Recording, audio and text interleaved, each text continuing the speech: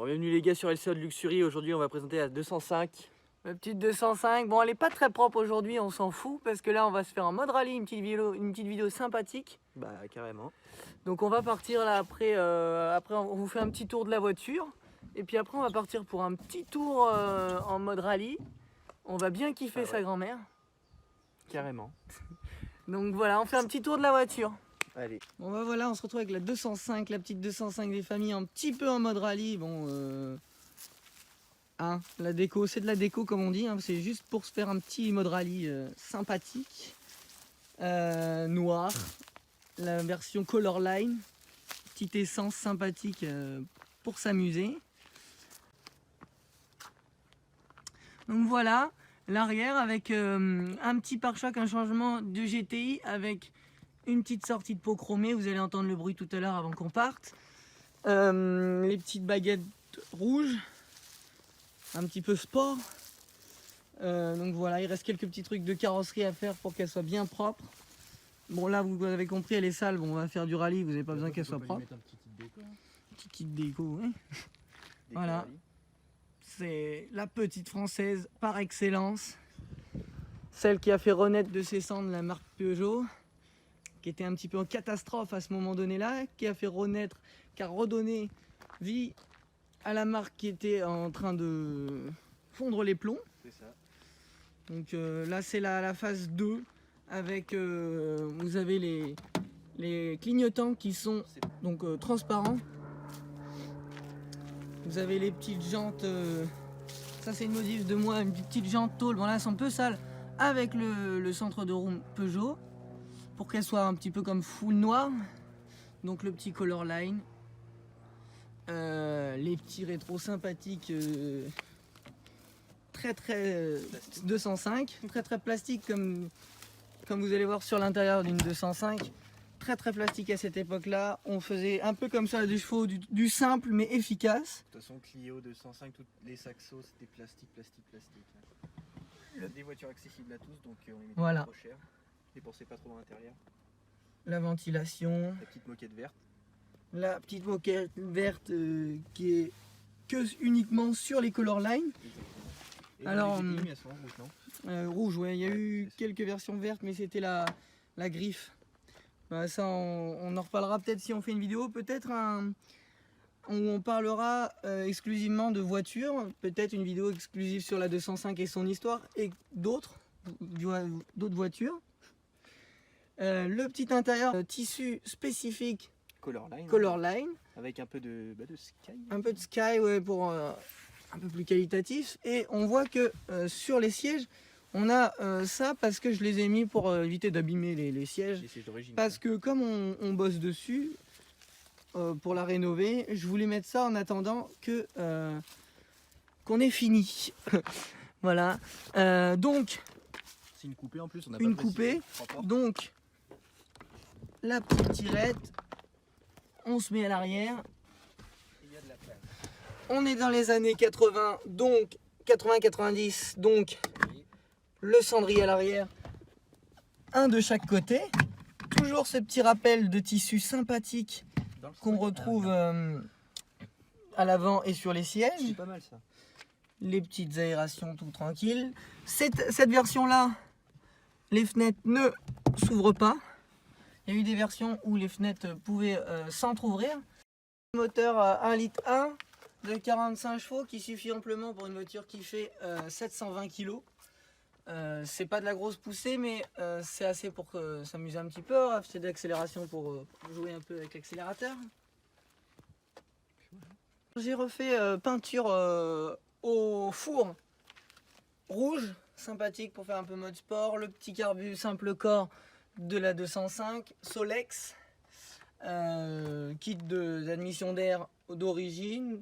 Il y a quasiment tout d'origine sauf la couleur du cache-culbuteur. Le cric comme dans la 504, je ne sais pas si vous vous rappelez, chez Peugeot, à cette époque-là, le cric était à l'avant dans le compartiment moteur. On va faire un petit démarrage de la voiture pour écouter le petit bruit sympathique qu'elle a.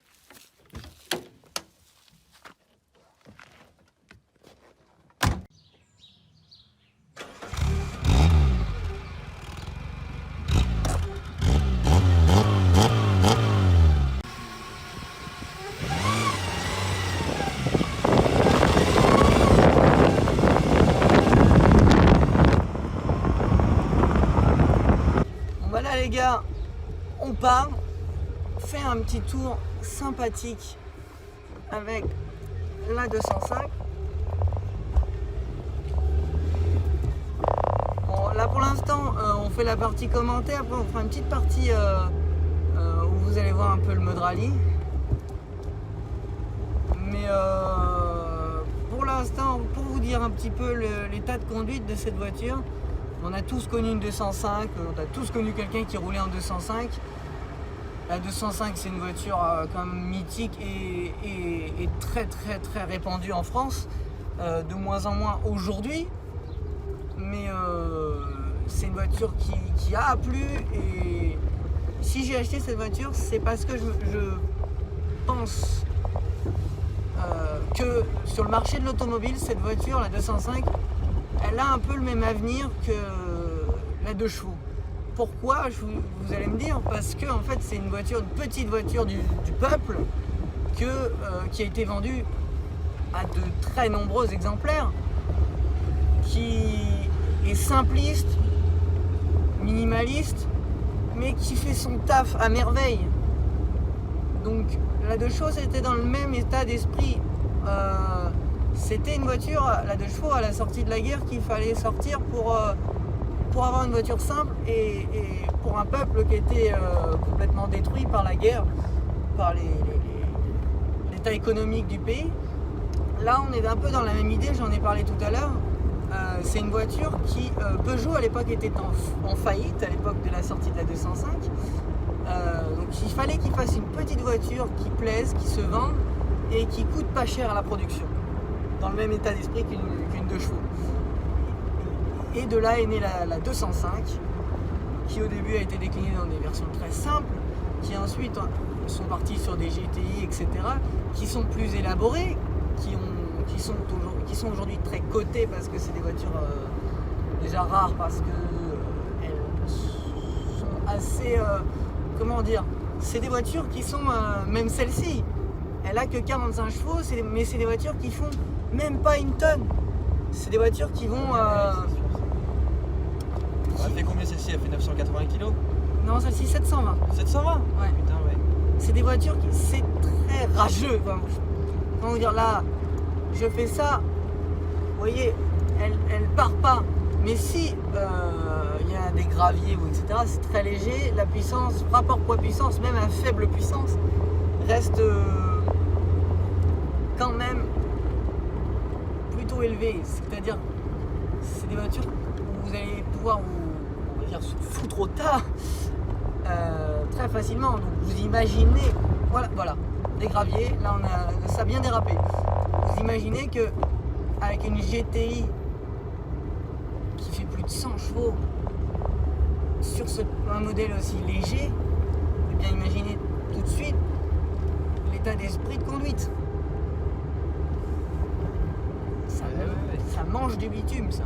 Bon, si tu nous trouves un chemin là. On va se trouver un petit chemin là en...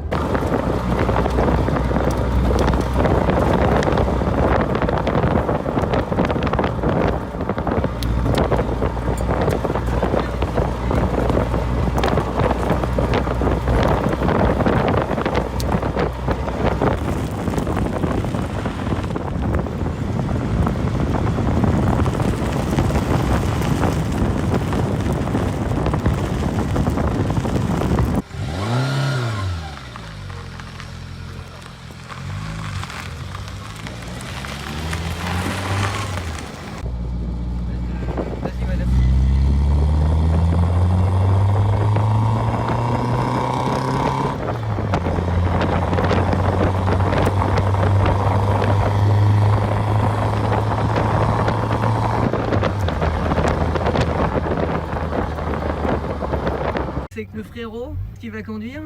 On est parti? Allez, c'est parti.